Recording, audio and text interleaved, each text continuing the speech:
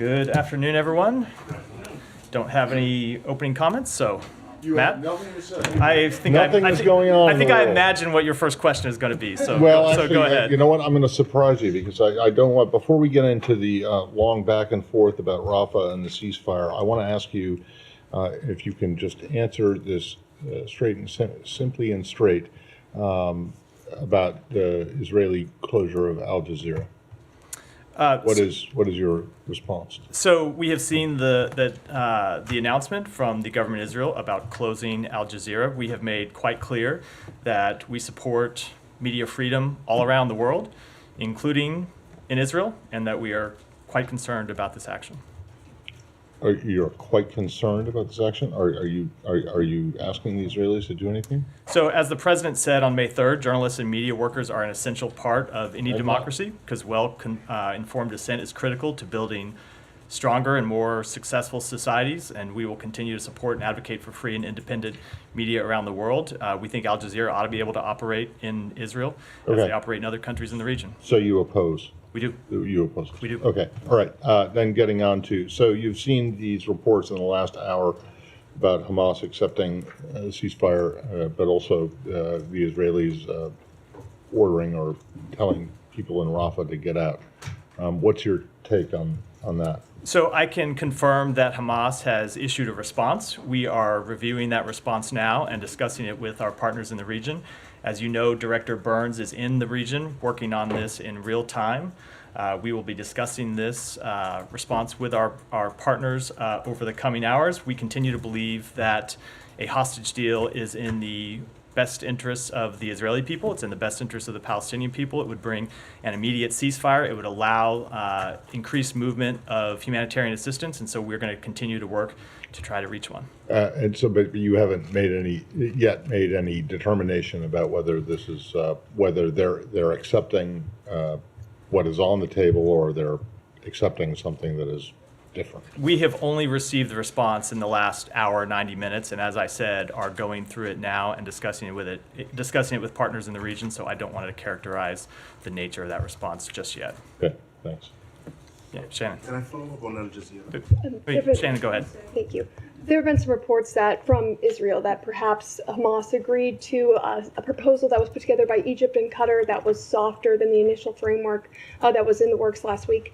Is it possible that there has been a different proposal that the U.S. is not involved with tracking? So I've seen those suggestions. I've seen some of those reports, and I hope you'll understand that because we are still reviewing the response that has come in, and because we are working on this in real time and trying to reach an agreement, I'm just going to decline to comment on detail about any of those reports. We're going to be discussing this response with our partners in the region in the hours ahead. It remains our top priority to try to reach a ceasefire agreement that will lead to the release of hostages, that will allow a surge of humanitarian assistance both into Gaza and allow it to move around inside Gaza. But I don't want to comment on any of the various reports about what they might have been responding to until we've been able to go through it in detail and come to a full understanding and discuss it with our partners. And can you say at this point, maybe you can't, but Hamas's political wing and their militant wing, are they on the same page here? Do you feel like this is a response that at least indicates where the entire group is? I'm just not going to speak for Hamas at all. As we have said for some time, there has been a significant offer on the table. The ball has been in Hamas's court. We have made clear that they should accept that offer, that Israel made significant compromises, showed that they wanted to reach an agreement that would lead to the release of hostages, that would bring an immediate ceasefire, and we have hoped that Hamas would take the deal that was on the table. Now, as to what's in their response, what it looks like, we're going to review that and withhold judgment until we've had a chance to conduct a full review. Sean. Ask about the threatened Israeli offensive in Rafah. In the hours before this, there are lots of reports about evacuations, not just reports, but Israel is talking about evacuations from Rafah. How does this? What's the U.S. message in this now? Do you think that Israel should hold off on any operations in Rafah as we discuss this response? Of course we do. We've made quite clear our position on Rafah for some time, which is that we cannot support an operation in Rafah as it is currently envisioned. We have made clear, the Secretary made this clear in his conversations with Prime Minister Netanyahu and other members of the Israeli government last week, that we have not seen a humanitarian plan that is credible and that is implementable. And we believe a military operation in Rafah right now would dramatically increase the suffering of the Palestinian people, would lead to an increase in loss of civilian life, would dramatically disrupt the delivery of humanitarian assistance, all of which is coming through, I shouldn't say all, but the great majority of which is coming through Kerem Shalom or Rafah and is being distributed inside the Rafah area. If you think about what it would do when you have people moving north to places where internal distribution lines are not currently set up, and you're going to have to try to reestablish those in the middle of conflict in Rafah, we think that would be very difficult, if not impossible to do. So even absent this latest response, we have made clear that we do not support Israel launching a full-scale military operation in Rafah. Sure. I mean, you just said it in terms of that's the standing U.S. position on this, but has there been any communication with the Israelis about, I mean, in the past hours or so, about the response from Hamas and how this affects the situation in Rafah? Is there a message? I'm just not going to get into our those conversations. As I said, we just literally in the past hour, 90 minutes, received that response from Hamas in the first place. Of course, we will be discussing it with Egypt, with Qatar, with Israel, the three countries with whom we have been working throughout this negotiation process. But I don't want to get into the timing of those. But obviously, if those conversations have not already started, they will be ongoing in the next several hours. Mara. Matt, under the current circumstances, do you still think a ceasefire is achievable based on what you know coming here? What do you mean? Is a ceasefire achievable? Like a ceasefire is what we are trying to achieve. Yes, but I mean, over the weekend there was a quiet impasse, and right now Hamas has accepted it. But from Israel, we're hearing that that's not the proposal that we've sent. That's a softened version that throws the whole thing into doubt. And I think I'm just wondering, what's your sense? A ceasefire is absolutely achievable. There has been a deal on the table, a proposal on the table that would achieve an immediate ceasefire and the release of hostages. Now, as for Hamas's response, which I think gets to your question, again, I don't want to characterize it in any sort of detail until we've had a chance to review it in depth and talk with our partners in the region about it. And one thing on the humanitarian aid, last week when Secretary was in Israel, there was an increased emphasis during his trip on the delivery of humanitarian aid. We visited Kerem Shalom, which got shut down over the weekend after the Hamas attack. But can you give us a sense of what a Rafah offensive, how that would impact all of Gaza? Because there are issues with distribution in the north. If we have a Rafah offensive in the south, could there be any meaningful humanitarian aid delivery in the north? So let me just speak broadly to all of Gaza first, and then I'll come to the north. So certainly a Rafah operation would make it incredibly difficult to sustain the increases in humanitarian assistance that we have been able to deliver over the past few weeks since the president's call with Prime Minister Netanyahu on April 4th. You have seen an increase in the number of trucks going in through Kerem Shalom. You have seen an increase in the distribution inside of Gaza, including inside southern Gaza. All of that would be put in jeopardy by a Rafah offensive, because obviously, just look at what happened in the past 24 hours when you saw Hamas rocket attacks on Kerem Shalom that led to the death of 3 IDF soldiers and led to the closure of Kerem Shalom. If you had an ongoing kinetic military operation, it doesn't take a genius to figure out the impact that would have on the delivery of humanitarian assistance, not just through Kerem Shalom, not just through Rafah Gate, but of course inside all of Rafah and all of southern Gaza. Now, separate from that, we have been working on standing up additional delivery mechanisms to get aid directly into northern Gaza without having to go through Kerem Shalom. Not because we anticipated an upcoming Rafah operation, but because it's so difficult to get aid through Kerem Shalom and then move it all the way to the north of Gaza. So that's why you saw the opening of Erez Crossing, which is something that the president insisted on and something that we achieved last week when the secretary was there first in Jordan and then in Israel. So you can have trucks move directly from Jordan through Erez Crossing in the north, not have to go all the way to Kerem Shalom, come back up north. You saw Ashdod port opening, so goods can come directly from Ashdod and go in through a northern crossing, and it's why we're standing up the maritime operation. So there will be ways to get humanitarian assistance into northern Gaza directly. We have been working on those because it's important to do so, because we've seen how difficult it is to get aid from southern Gaza into northern Gaza. It's hard to speculate what the impact of a Rafah operation would have on the delivery of that aid to northern Gaza, but certainly you can say without a doubt that it would dramatically impact the delivery of humanitarian assistance in southern Gaza. Just going off of that for a second, you said earlier, reiterated that the U.S. doesn't support a full-scale invasion into Rafah. What about a limited invasion into Rafah? So I'm not going to speculate on the types of military operation. It's not speculating. The Israeli government has said limited. I'm about to answer, Kylie. So there are proposals that we have put on the table, and this is why I'm not going to talk about some of this publicly. There are proposals that we have put on the table to the Israeli government that we have discussed with them that we think would be a much more limited, much more targeted, much more effective way of achieving their legitimate military objectives, which is taking on the Hamas battalions that are remaining in Rafah. Those look very different than the types of operations that we have seen proposed publicly by the Israeli government, and I think I'll leave it at that. So just to be clear, what you've proposed to them isn't your understanding of what they are planning to go ahead with in the near future? I'm not going to speak to what they might be planning to go ahead with. I'll let them speak to that. We've seen the announcement they made today about evacuation orders for not entire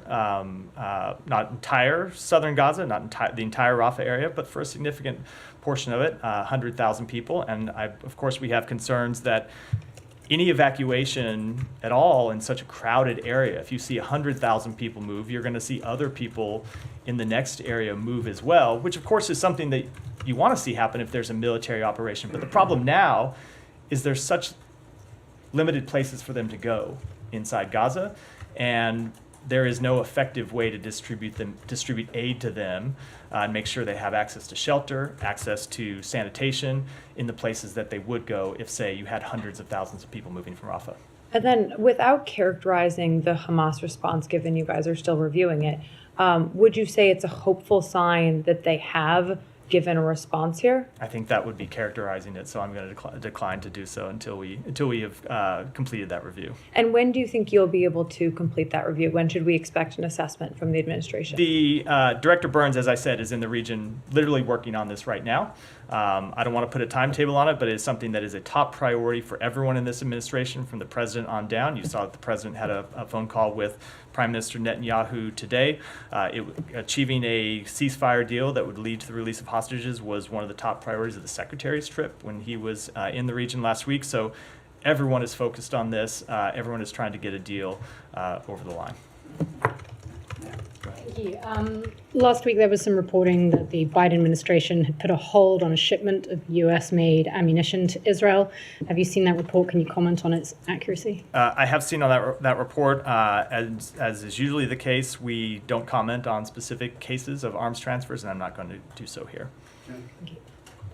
Yeah, Saeed. Just to clarify on the offer that you said was generous and on the table and what seems to be accepted now. Does that mean that the ball is no longer in Hamas's court?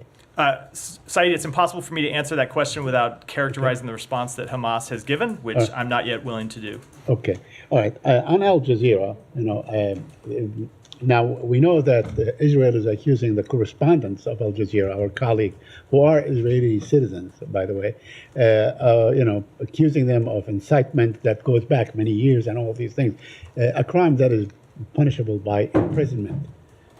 Are you worried that these correspondents might actually be imprisoned by the Israelis? And if they are, what would the government of the United States do? So I'm not going to speak to those specific allegations. It's not something that we've reviewed in detail.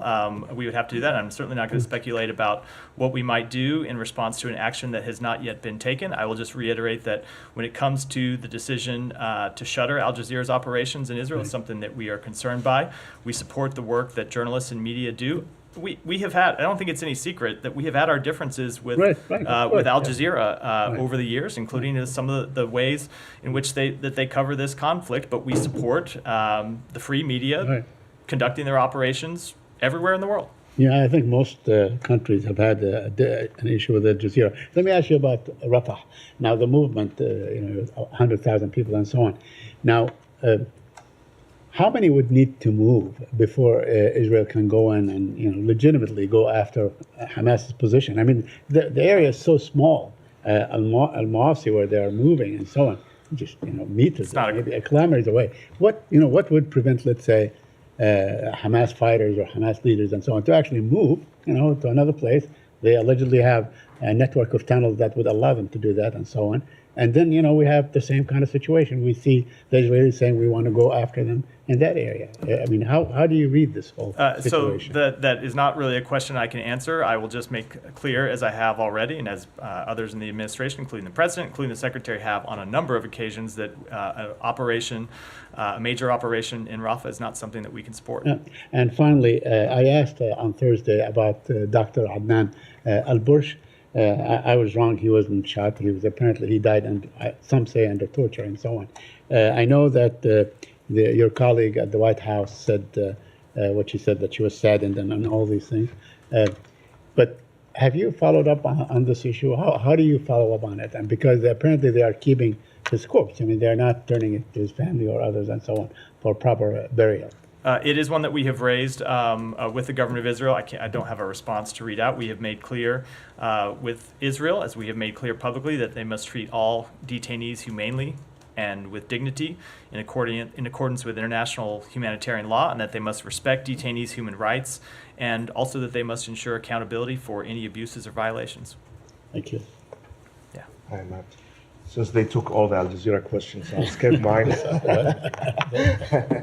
No I problem. just want to... Alex, did you have something? No. I just want to, because I'm a little bit confused, if you can clarify. So the Hamas response is not on the general's proposal. It's not accepting this proposal. I think I made clear I'm not going to characterize their response one way or the other until we've had a chance to fully review it, digest it, discuss it with our partners. All right. My second question is about the peer that the United States is conducting. We believe we have in our reporting that it is close to being operational. Can you just tell us how this peer will operate? I mean, who will have the upper hand in making this? So it is something that we have been trying to complete as soon as possible. And when I say we, I mean largely our colleagues at the Pentagon who are constructing the pier. We've been involved in liaising with humanitarian groups that will be involved in the distribution of humanitarian assistance once it comes in to Gaza. But with the actual timeline for the launch of the pier and its operation, any details, I'm going to defer to the Pentagon to comment on those in any detail. By the way, on the pier itself, it was said over the weekend that it was moved to Ashdod because of some high winds and waves and so on. Do you have any comment on that? I'm going to defer to the Pentagon for any of those operational kind of details. They're the ones that are responsible for constructing and moving it and ultimately launching it. Michelle, go ahead. Do a few more in the Middle East before. Did you ask Qatar to expel Hamas leaders from Doha, and is it the time for these leaders to leave? I am not going to speak to private diplomatic conversations. As we have said a number of times, the Secretary in his conversations has made clear with a number of partners in the region that any relationship they have with Hamas, any influence they have with Hamas, they should use to make clear to Hamas that it needs to accept a ceasefire deal that includes the release of hostages. And he has also made clear publicly that at the end of this process, there can no longer be business as usual with Hamas as existed in too many places before October 7th. And I think I'll decline to comment any further. Thank you. Any more in the region? Yeah, go ahead. Go ahead. Thank you. For World Press Freedom Day last week, the Secretary did put out a statement about that.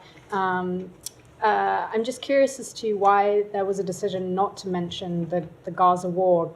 Granted that many journalists are being affected by a lack of press freedom around the world and also being killed in various conflicts, but there was a substantial number of journalists that were killed in Israel and Gaza at the end of last year. Was there a reason why that wasn't mentioned? No, the Secretary has spoken to that a number of times, including in the region, including speaking directly to the colleagues of journalists in some instances who have lost their life tragically.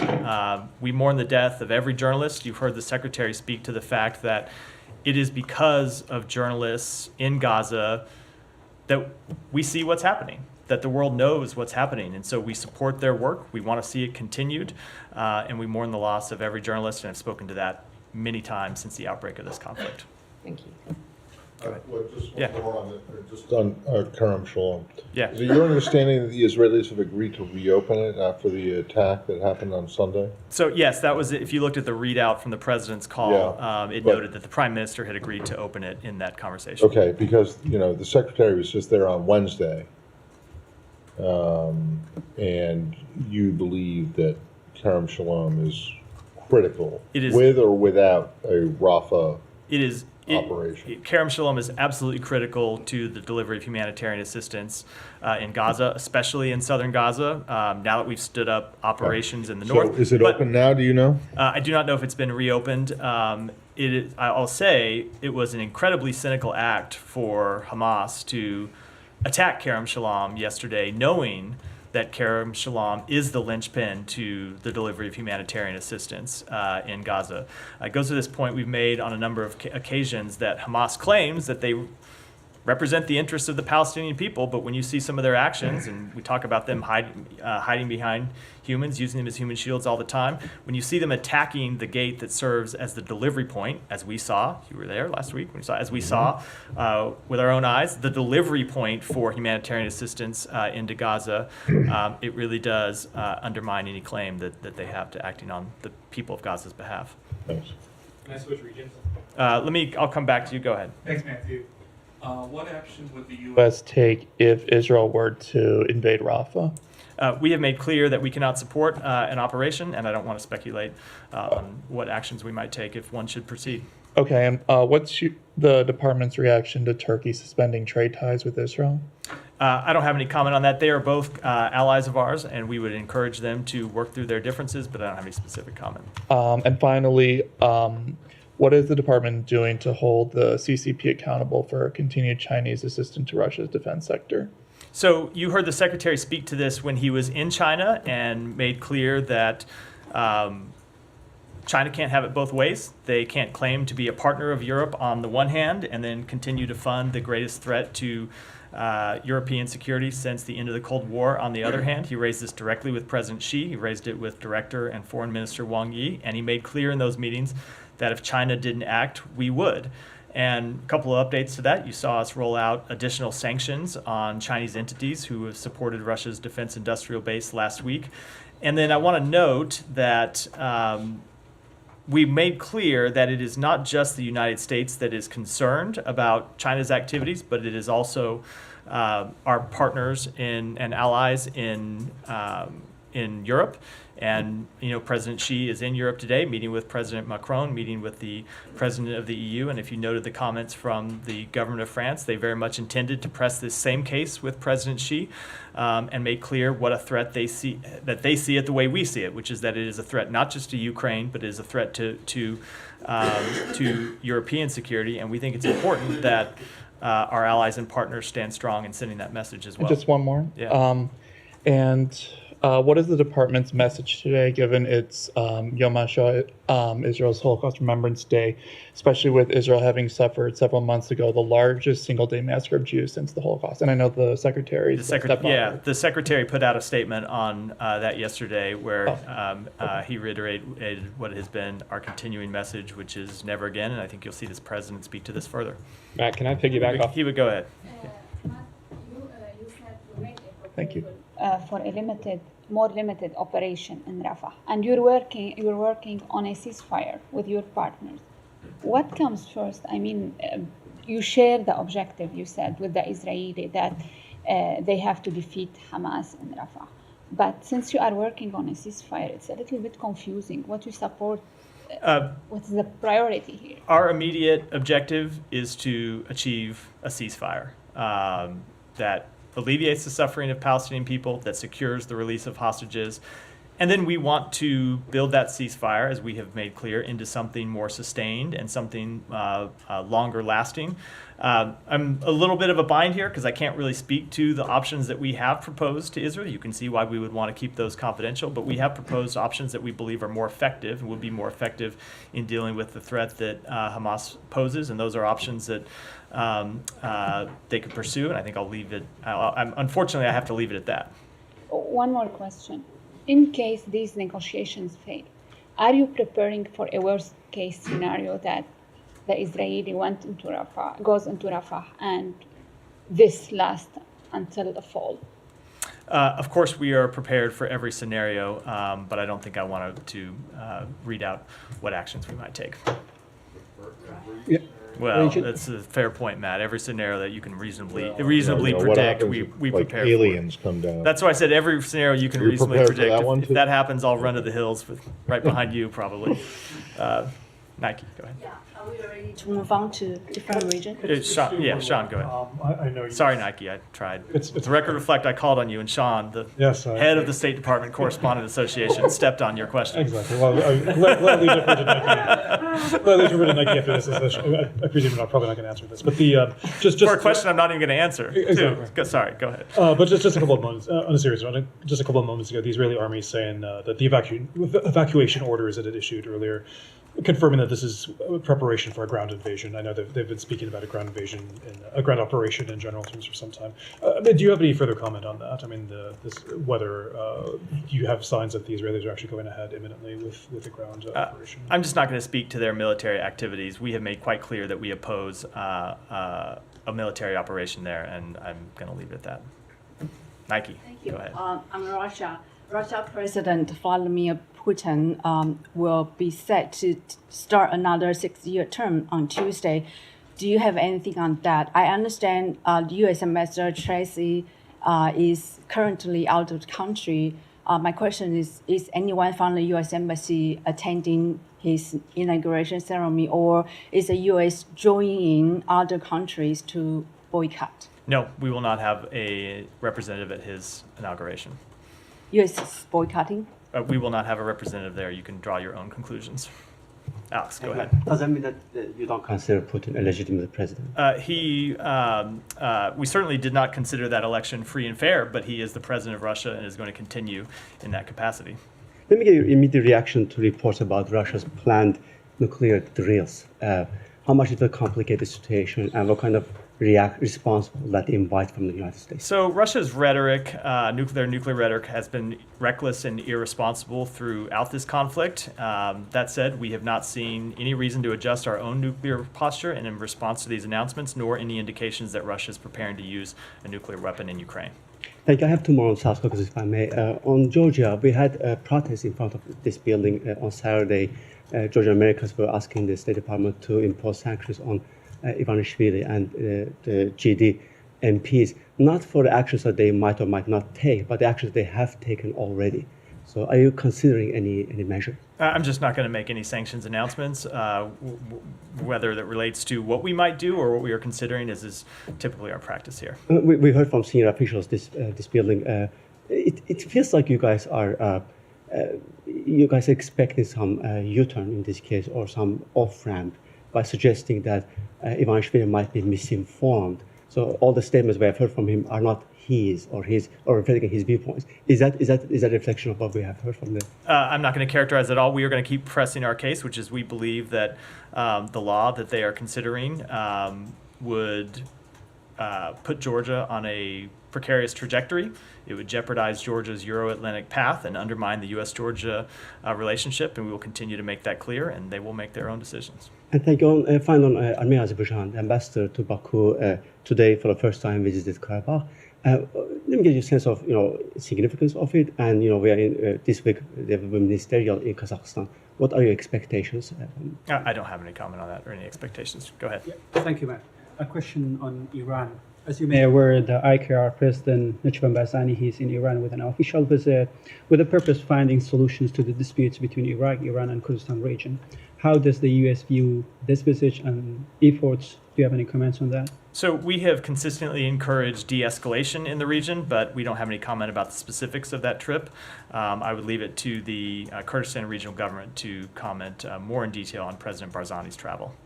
And one more question. Do you think that having these kinds of discussions with Iran could help and leave any impacts on the Iraqi stability? Because we witnessed they attacked the Iraqi Kurdistan, and there were a lot of tensions between these two capitals? So I don't want to speak to these specific conversations, but of course we have always encouraged any conversations that would lead to de-escalation and would lead to further stability in the region, including vis-a-vis Iran, which of course has been one of the greatest contributors to instability in Iraq and elsewhere in the Middle East. And last question, as we are speaking of Iran, minutes ago, the Iranian foreign minister put a post on X, and he said that we send Hamas response to the plan proposed by Egypt and Qatar. What he said that to stop the attacks by Israel, and second, exchange prisoners, and third, lift the human blockades. And now the ball in the opposite court. We are honest with in our intentions. This is what he posted. So how do you see the Iranian role in bringing the Gaza conflict into the end? And bringing a Gaza conflict to an end, I've seen no Iranian role in bringing a Gaza conflict to an end. You've seen Iran be one of the greatest instigators of this conflict in the first place, from financing Hamas and supporting Hamas to financing and supporting Hezbollah and other groups that have contributed dramatically to instability, not just when it comes to attacks on Israel, but when you look at their proxy, the Houthis, and attacking international shipping and greatly destabilizing the region. So no, I don't see Iran playing any kind of productive role. They are not that would be completely out of character for them. They are not honest with their intentions, what he said on his post. They're not what? Honest with their intentions. With their, Iran's honest with their intentions? No, I would not characterize them as honest with their intentions. When it comes to the specific comments that they made about Hamas's response, I'm not going to comment on those because, as I said, we're reviewing their response, so I don't want to confirm what may or may not have been in it. Thank you. Go ahead. Thank you, Matt. So can I just get your reaction to this? Over the weekend, a Moscow court sentenced a Russian Falun Gong practitioner to 2 months in detention for her beliefs. It's the only other country outside of communist China to incarcerate a citizen for the meditation practice. Jake Sullivan said that he wasn't surprised by this, as China's, Russia relies on China's economic and technological support. So given these circumstances, what's the State Department doing to address the broader implications of the spread of China's persecution of Falun Gong into Russia, possibly in exchange for support? Let me take that back and get you a specific response, since it relates to this one case that you mentioned. Thank you. Yeah, go ahead. A little over a week ago, China held unity talks between Hamas leaders and Fatah. Sir, and they, I think it resulted in them just saying that they're agreeing to keep talking. Yeah. What's your reaction to China being involved in unity talks between these? So I don't have any reaction to them playing a role in these talks. We saw previous talks take place between Hamas and Fatah in Moscow. They've held talks in other locations. Leaving that aside, we have long said that if China wanted to play a productive role in bringing this conflict to an end, that is something that we would welcome. If they wanted to play a productive role in helping prevent escalation in the region, that is something we would also welcome. The Secretary has spoken to his counterpart, Director Wang Yi, 6 times since October 7th to press this case, to press China, to use all of its influence in the region. And we will continue to press them to do that. We think there certainly are countries that they have a relationship with whom they have a relationship in the region, including countries, most notably Iran, with whom we don't really have a relationship. So if China can bring its influence to bear, that would be a productive step for it. It would be a productive step that it could take that would benefit the region and benefit the entire world. One more on Saudi Arabia. Yeah. The other day you had said that in order for normalization to take place between Saudi Arabia and Israel, that Saudi Arabia is looking for calm in Gaza. Correct. As well as a path to peace. That path to peace, is that the Oslo Accords? Is that something different than Oslo? Is that expanding on Oslo? Or? So I don't want to get into the details because it's something that we still continue to talk with Saudi Arabia about, but it is a path to the establishment of an independent Palestinian state with security guarantees for Israel, and the details of what that would look like is something that we're continuing to discuss with them. So would that make Oslo irrelevant? I don't want to, it is a negotiation and a discussion that is ongoing right now. I don't want to characterize it in any way with respect to how it would interact with past agreements. Thank you. Yeah, go ahead. Thank you. Yeah. A ceasefire deal doesn't end the war in Gaza. It means returning to fighting again and more Palestinian civilian victims, as it's happened daily.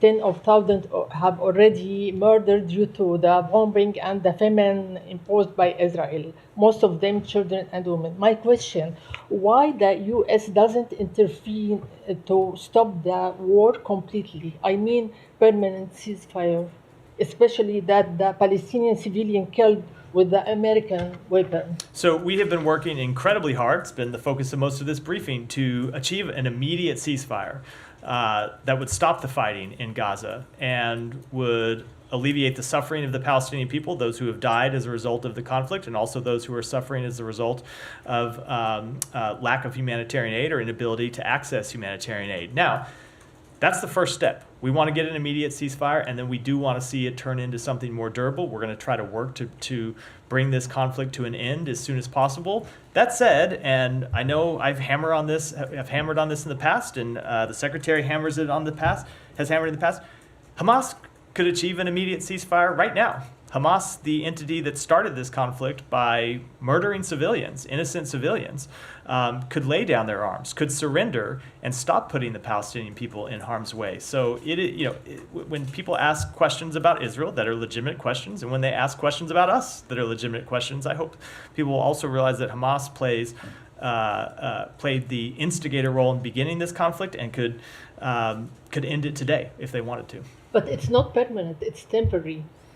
We are trying, as I just spoke to that in my answer. Yes, excuse me, another question. That IDF already requested the people in Rafah to evacuate.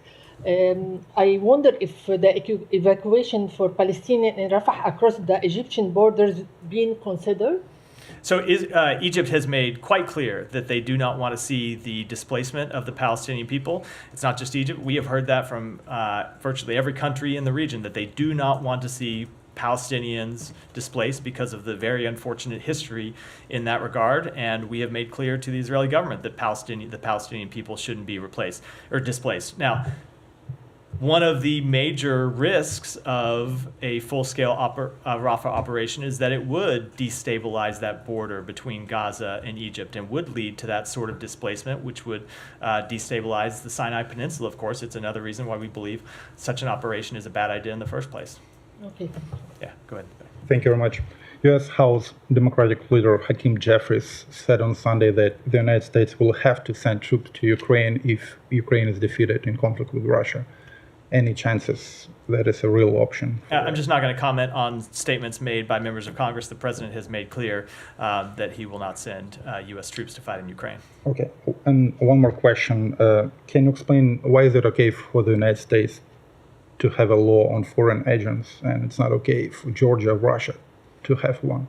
So the difference is in the nature of those laws. When you see the United States Foreign Agents Registration Act, it is to people who are acting on behalf of a foreign government, not people who are doing legitimate non-government organization work, who are doing humanitarian work, who are doing civil society work. It's a very different type of thing. I've seen those false equivalencies drawn in the past, and when you look at the text of the proposal in Georgia and the text of the proposal that has been passed due to Kremlin influence in other countries, they are very different than the type of law that we have on the books here in the United States.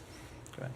Thank you very much. Question is regarding the United States priorities on the normalization talks regarding Saudi Arabia and Israel. As National Security Advisor Jack Sullivan mentioned, insisted in an interview that the administration will enter in any defense pact with Saudi Arabia if only it normalized ties with Israel. So question is it diplomacy of United States for integration of Israel in Middle East, or it's another defense pact by the United States to counter Iranian-backed movements in future from the Middle East? I'm not sure I completely understand the question, but I will say I don't want to get too much into the details of our negotiations with Saudi Arabia and the ongoing discussions, but that we continue to work to finalize both the bilateral pieces of such an agreement as well as what the pathway to an independent Palestinian state would look like. Secondly, Canadian authorities arrested 3 individuals linked with the killing of a Sikh leader Hardeep Singh Nijjar. United States have many findings on the connections of Indian foreign operations at U.S. soil, as Wall Street Journal reported last week regarding the connection of Indian government with some targets here in the United States. So with this recent development, what United States have more to take up with the Indian administration? So I would refer you to the Canadian authorities to speak to the details of the investigation there with respect to the indictment that was returned in the United States. I'll let the Department of Justice speak on behalf of that in detail. And then the only thing further I'd say when it comes to the State Department, we made clear when these allegations were first made public that it's something we think India should take very seriously and investigate. They opened a committee of inquiry to look into the matter, and that work is ongoing, and we'll wait to see the results. But we made very clear that it's something that we take seriously, and we think it's something they should take seriously as well. Hudson. Matt, apologies for not asking you Israel section, but I had nosebleed seats today, so I didn't get it. But I'm just happy to see you here in the briefing. Great to be here. In response to the Axios report that the U.S. is withholding an ammunition shipment to Israel, the Biden administration has told several reporters around town that the U.S. has surged weapons into Israel since October 7th. I'm kind of curious about this response because for much of the conflict, the administration has downplayed reports about the near constant approval and shipment of arms to Israel. I'm just wondering if you could clarify, what's the case? Has the U.S. been surging weapons to Israel since October 7th or not? So we have provided weapons to Israel since October 7th. We have always made clear that we are committed to Israel's defense. That's commitment to Israel's security remains ironclad, and that includes providing security assistance to Israel since October 7th to ensure that the attacks of October 7th can never be repeated. Thanks. Kylie, and I'll come to Humera. Can you just provide us an update on the NSM 20 report and if it'll go to Congress on time when it's due on Wednesday? The only update I have is that we continue to work on it, and we'll have more to say about it later in the week. You can't say that it's on track to be delivered on time? It's on track. We're working on it. I just don't have any updates. It is our intention to provide it on time, and we'll have more updates as we get closer to the deadline. Two quick questions on it. I know you don't want to get into it, but I still have two questions.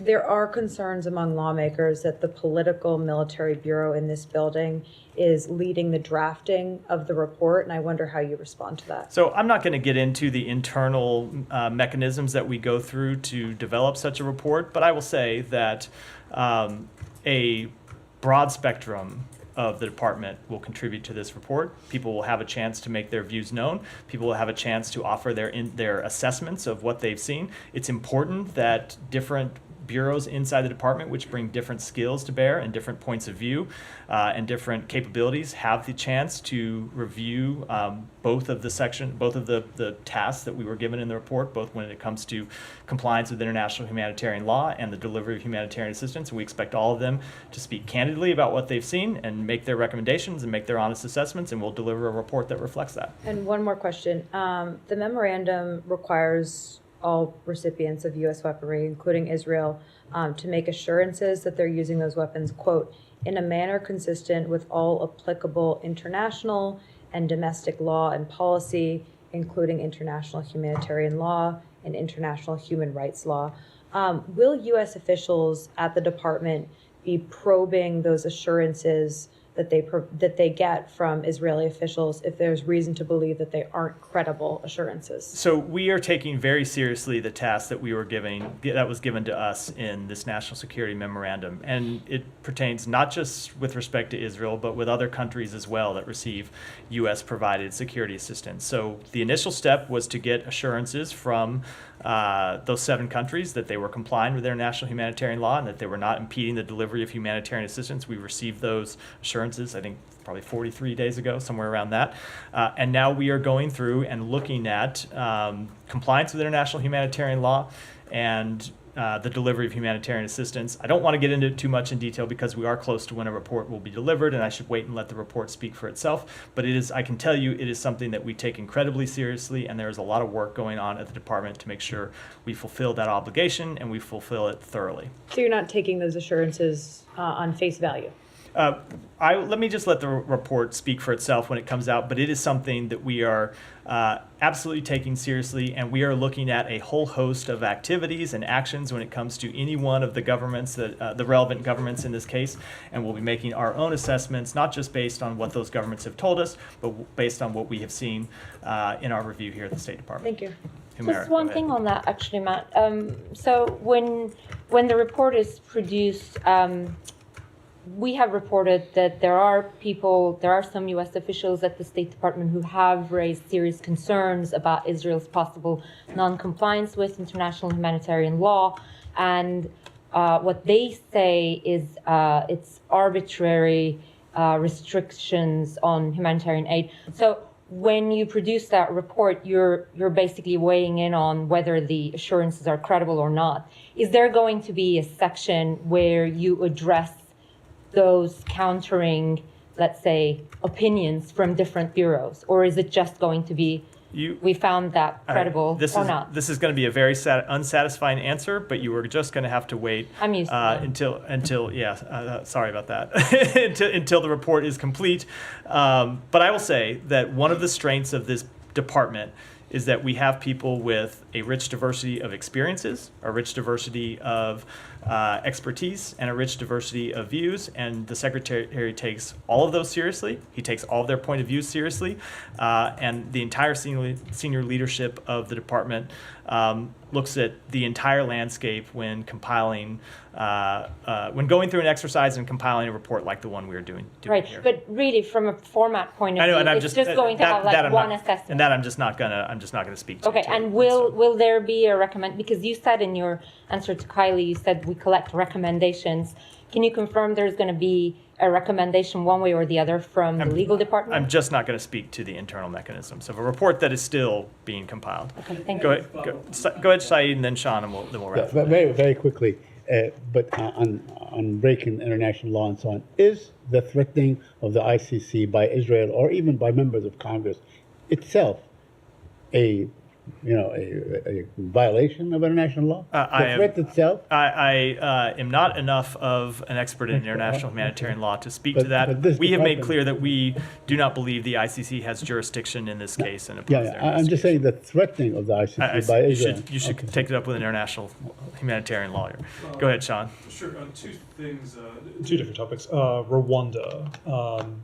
The Rwandan government didn't really like a statement that you issued last week, saying that the Rwandan Defense Forces were involved in the attack near Goma on the east of the DRC, saying that the statement's ridiculous and that the Rwandan forces weren't involved in that. Do you stand by that? Has there been any communication with Rwanda? We absolutely do. The attack in question came from the Rwandan Defense Forces and M23 positions on the Muganga IDP camp. The government of Rwanda must investigate this heinous act and hold all of those responsible accountable, and we have made that clear to them. Yeah, has there been a communication directly with the Rwandans? I'm not going to speak to diplomatic conversations, but we have made quite clear what we think about this act and the fact it ought to be investigated. Great. And then a completely different topic, Mexico. The 3 surfers were killed, one of them an American. Do you have any lines, any communications with the U.S.? Yeah, so we can confirm the death of a U.S. citizen, Carter Road, near Ensenada, Mexico, and are closely monitoring the situation. We offer our sincere condolences to the family on their loss. We are coordinating with local law enforcement on their investigation into the matter, and out of respect for the privacy of the family, we will decline to comment further at this time. And with that, wrap for today. Thanks, everyone. Thank you.